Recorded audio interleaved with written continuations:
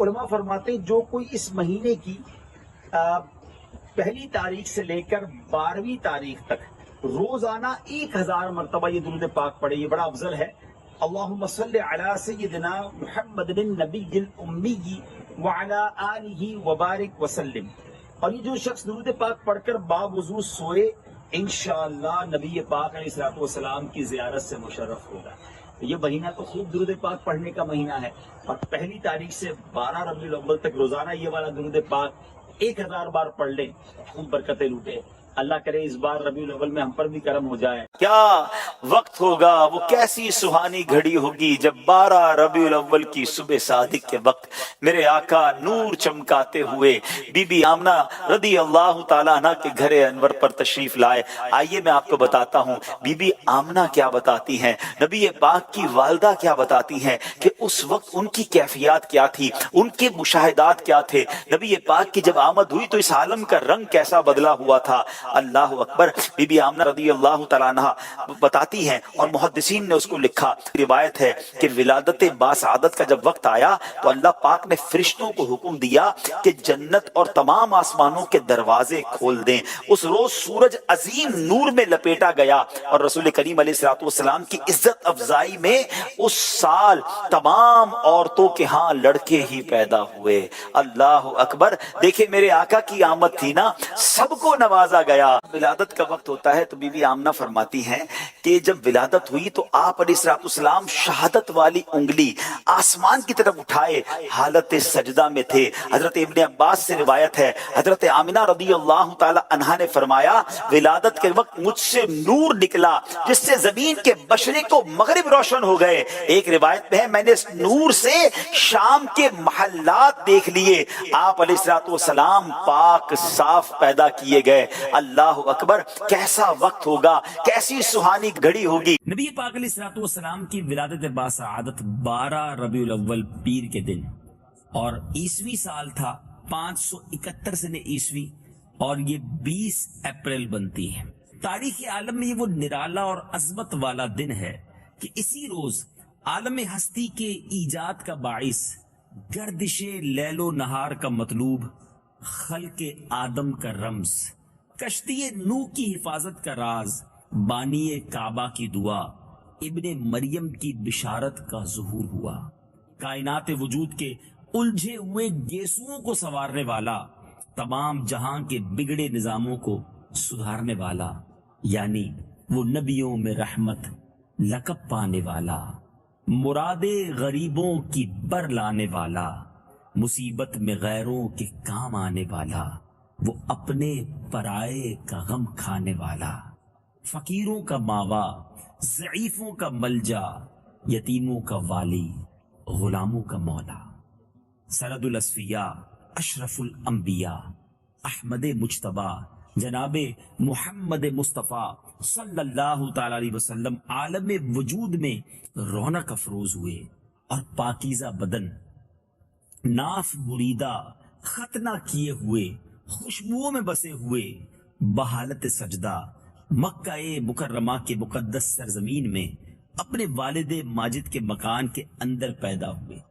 والد تو دنیا میں تھے نہیں جو بلائے جاتے اور اپنے نونہال کو دیکھ کر خوب نہال ہوتے، وہ تو پہلے ہی دنیا سے پردہ فرما چکے تھے۔ دادا بلائے گئے، حضرت عبد المطلب کو بلایا گیا جو طواف خانہ کعبہ میں مصروف تھے۔ یہ خوشخبری سن کر آپ کے دادا حضرت عبد المطلب خوش حرم کعبہ سے گھر تشریف لائے، والہانہ جوش محبت میں اپنے پوتے کو اپنے سینے سے لگایا، پھر کعبے میں لے جا کر خیر و برکت کی دعا مانگی اور محمد نام رکھا۔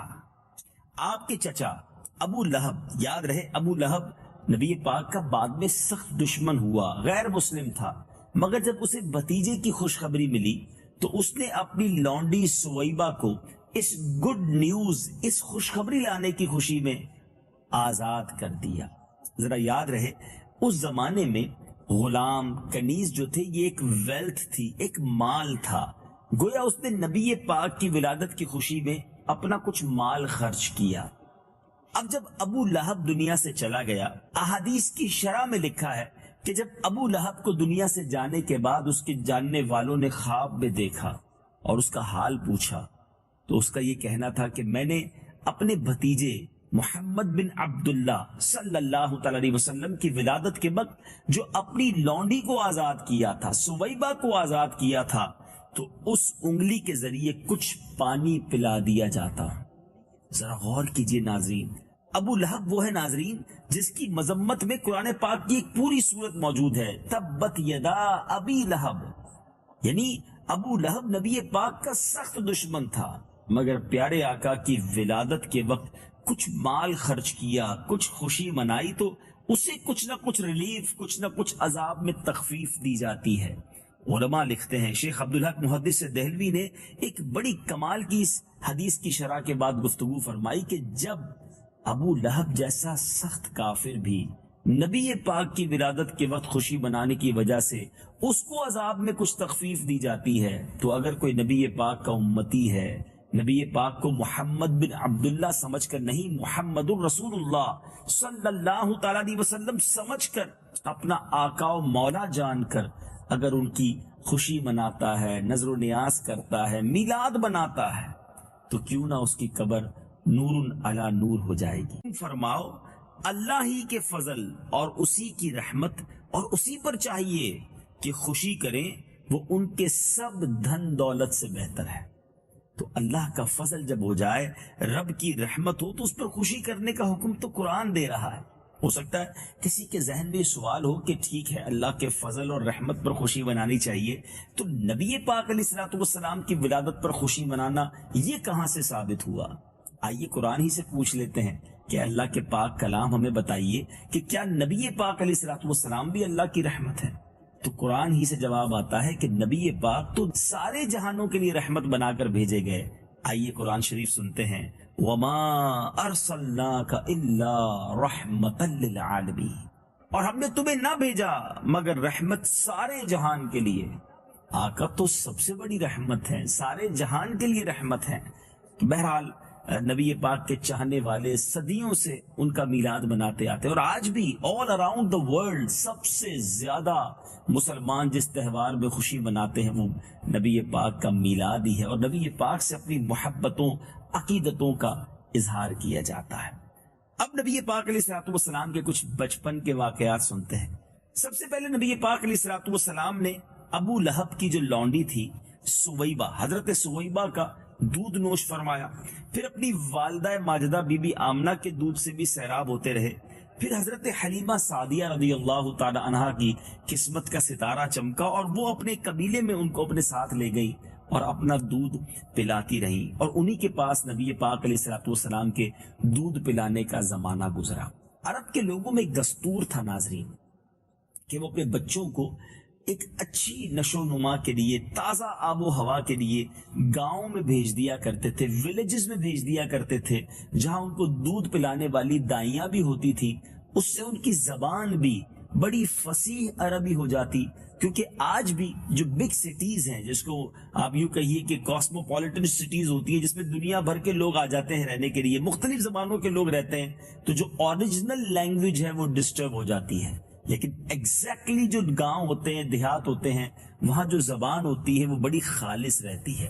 امید ہے آپ اشارہ سمجھ گئے ہوں گے۔ تو عرب کے لوگوں کا بھی یہ دستور تھا اور ان کو اپنی عربی سے بڑا پیار ہے، تو وہ چاہتے تھے کہ ہمارے بچے جو ہے وہ گاؤں میں کچھ بچپن کا وقت گزاریں، تاکہ ان کی جو اسٹارٹنگ ہے، ایک تو آب و ہوا بھی اچھی ہو، پرفضا مقام بھی ہو، اور زبان بھی فصیح رہے۔ تو یہ عرب کے لوگوں کا دستور تھا۔ اب بی بی حلیمہ سعدیہ رضی اللہ تعالیٰ عنہ کا ماجرا بڑا عجیب تھا۔ آپ فرماتی ہیں ہمارے گھر میں قحط تھا، میں خود بھی بڑی لاغر تھی، کھانے پینے کو کچھ تھا نہیں، میرے اپنے جسم میں بھی دودھ کی بڑی کمی تھی، اور میں بڑی پریشانی کے عالم میں مکہ مکرمہ جب اور دائیاں بچوں کو لینے آئیں تو میں بھی ان کے ساتھ آئی، مگر میری حالت دیکھ کر، کمزوری دیکھ کر مجھے کسی نے اپنا بچہ نہ دیا۔ ایک بڑے نورانی چہرے والے بچے کو میں نے دیکھا، میں نے سوچا خالی ہاتھ جانے سے بہتر ہے میں ہی اس نورانی چہرے والے خوبصورت بچے کو لے جاتی ہوں، اور یہیں سے بی بی حلیمہ سعدیہ کی قسمت کا ستارہ چمک اٹھا۔ حالات کیسے تبدیل ہوئے ناظرین، اس سے بڑھ کر کیا بات ہوگی کہ آج 1450 سال کے قریب وقت گزر چکا ہے، آج بھی کتابوں میں بی بی حلیمہ سعدیہ کا نام جگمگا رہا ہے. جب جب نبی پاک کی بات ہوتی ہے بی بی حلیمہ سعدیہ کا ذکر ضرور ہوتا ہے. ایسا ذکر بلند ہو گیا نبی پاک کی اس خدمت کی صلاح میں, نبی پاک کی اس خدمت کی برکت سے. سبحان اللہ, وہ شاعر لکھتے ہیں نا, میرا نام کرے گا روشن دو جگ میں نام تمہارا. سبحان اللہ, نبی پاک کو جب وہ لے کر جاتی ہیں, اور اب جب انہوں نے نبی پاک علیہ السلام کو خیمے میں جا کر دودھ پلانا چاہا, خود بی بی حلیمہ سعدیہ فرماتی کہ میرے جسم میں دودھ کی فراوانی ہو گئی. میرا ایک بیٹا بھی تھا, یعنی نبی پاک علیہ السلام کے جو رضائی بھائی تھے, انہوں نے بھی شکم سیر ہو کر پیٹ بھر کر دودھ پیا, اور نبی پاک علیہ السلام نے بھی دودھ نوش فرمایا. اب بی بی حلیمہ سعدیہ کا جو سفر تھا ناظرین, وہ بڑا بیزک تھا, بڑا کمال کا تھا. آتے ہوئے جو خچر جو ہے وہ سب سے پیچھے رہ جاتا تھا, اب وہ خچر سب سے آگے ہے. ساتھ والے لوگ کہتے ہیں حلیمہ کیا وہی خچر جس پہ تم آئی تھی؟ مگر اب برکات نبوت کا ظہور ہو رہا تھا. نبی پاک کی یوں سمجھیے کہ برکتیں ظاہر ہو رہی تھی. کیسا برکت والا بچہ لائی ہو اے حلیمہ, جس نے تمہارے حالات ہی بدل کر رکھ دیے ہیں. اب بی بی حلیمہ سعدیہ جب اپنے گھر پہنچتی ہیں تو آپ فرماتی جیسے ہم گھر میں داخل ہوئے, ہمارے گھر میں جتنے جانور تھے سب کے تھن دودھ سے خشک ہم چھوڑ کر گئے تھے. سب کے تھن جو ہے وہ یکایک دودھ سے بھر گئے. ہمارے برتن بھی دودھ سے بھر گئے. جب ہم نے ان تھنوں کو دوہا تو سارے برتن دودھ سے بھر گئے. گھر والوں نے بھی دودھ بہت شوق سے پیا. بی بی حلیمہ سعدیہ کہتی میرے شوہر نے بھی دودھ پیا, اور ہم سب سکون کی نیند سوئے, اور یہی گفتگو کرنے لگے کہ لگتا ہے ہمارے گھر میں کسی برکت والے کے قدم آ گئے. سبحان اللہ, ایسا سینیریو تبدیل ہوا اس پورے علاقے کا. بی بی حلیمہ سعدیہ کے گھر میں اس زمانے میں کوئی لائٹ نہیں تھی. یاد رہے یہ صدیوں پرانی بات ہے, مگر پورے گاؤں میں آپ کا گھر جگمگایا کرتا تھا. لوگ صبح پوچھتے تھے اے حلیمہ کون سا چراغ جلاتی ہو کہ رات بھر تمہارے گھر سے روشنی آتی ہے؟ اور بی بی حلیمہ فرمایا کرتی کوئی اور چراغ نہیں ہے, ایسا نورانی بچہ لائی ہوں جس کے چہرے سے نور کی کرنیں نکلا کرتی ہیں. ناز کر تو اے حلیمہ سرورے کونین پر, گر لگی اچھی تو تیری جھونپڑی اچھی لگی. بی بی حلیمہ سعدیہ رضی اللہ تعالیٰ عنہ کے یہاں کچھ اور بھی واقعات ہوئے. ناظرین ذرا بچپن کی کچھ اداؤں کو سنتے ہیں کہ آپ علیہ الصلوۃ والسلام کا جو گہوارہ تھا, جو جھولا تھا, وہ خود بخود ہلتا تھا اور اس کو فرشتے ہلاتے تھے.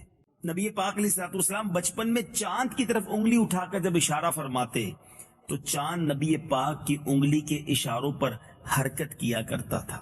جب آپ کی زبان مبارک کھلی, سب سے پہلا کلام جو آپ کی زبان مبارک سے نکلا وہ یہ تھا اللہ اکبر, اللہ اکبر, الحمدللہ رب العالمین وسبحان اللہ بکرۃ واصیلا.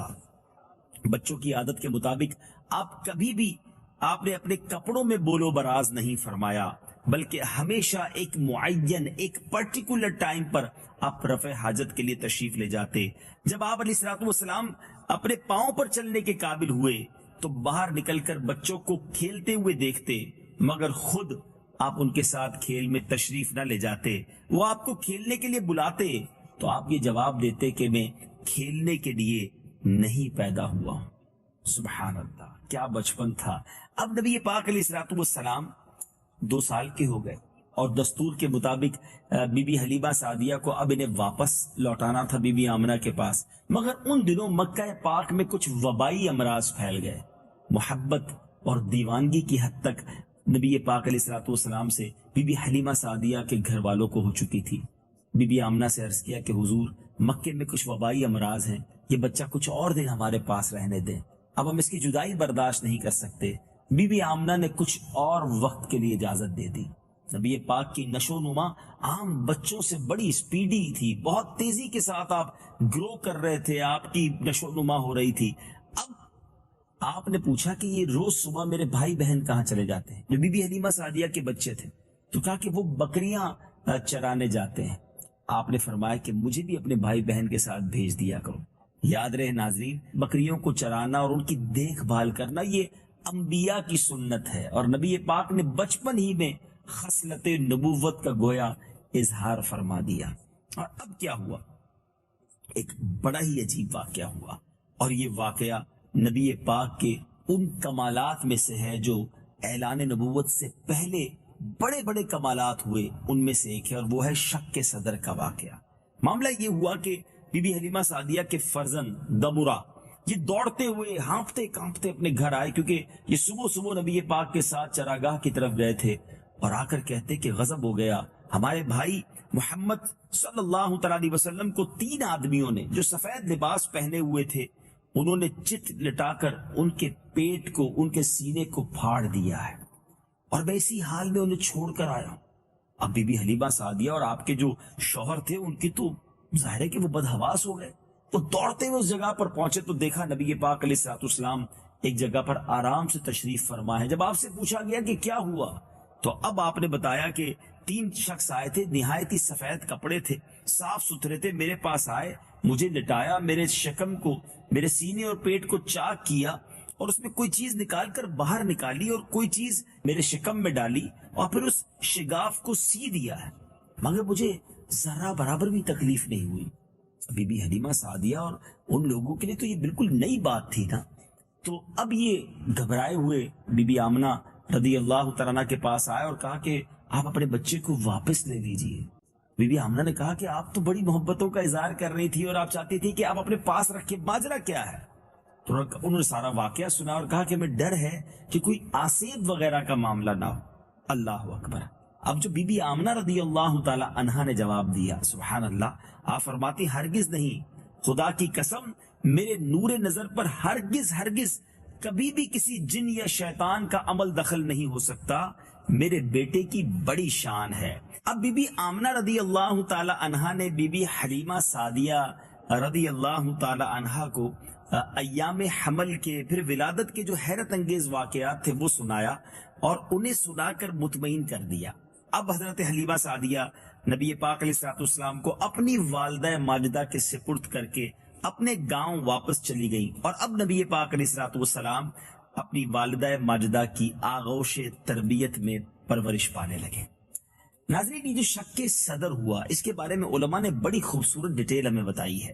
چنانچہ حضرت مولانا شاہ عبد العزیز محدث دہلوی رحمۃ اللہ تعالی علیہ نے سورہ علم نشرہ کی تفسیر میں فرمایا کہ نبی پاک علیہ الصلوۃ والسلام کا جو سینہ اقدس ہے اس میں نور و حکمت کا خزینہ بھرا گیا، اور یہ 4 مرتبہ شق صدر ہوا۔ جی ہاں ناظرین، یہ بات ہمیں معلوم ہونی چاہیے کہ یہ جو نبی پاک کے ساتھ معاملہ سینہ چاک کر کے نور و حکمت کو جو بھرا گیا یہ 4 بار ہوا۔ پہلی مرتبہ پیارے آقا علیہ الصلوۃ والسلام کے ساتھ جو یہ ہوا یہ بی بی حلیمہ سعدیہ رضی اللہ تعالیٰ عنہ کے گھر ہوا، جس کا بھی ذکر ہوا۔ اس کی حکمت یہ تھی کہ نبی پاک ان وسوسوں اور خیالات سے محفوظ رہیں جن میں بچے مبتلا ہو کر کھیل کود اور شرارتوں کی طرف مائل ہو جاتے ہیں۔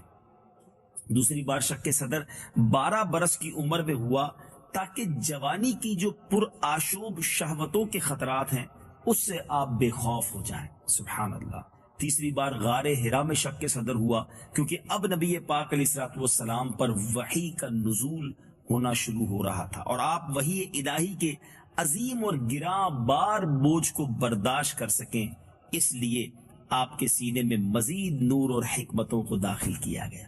اور چوتھی بار جو آپ کا شق صدر ہوا وہ شب معراج ہوا، کیونکہ اب دیدار الہی کا معاملہ تھا، اور اس اتنی وسعت اور صلاحیت پیدا کرنا مقصود تھی کہ آپ دیدار الہی کی تجلیوں اور کلام ربانی کی ہیبتوں اور عظمتوں کے متحمل ہو سکیں۔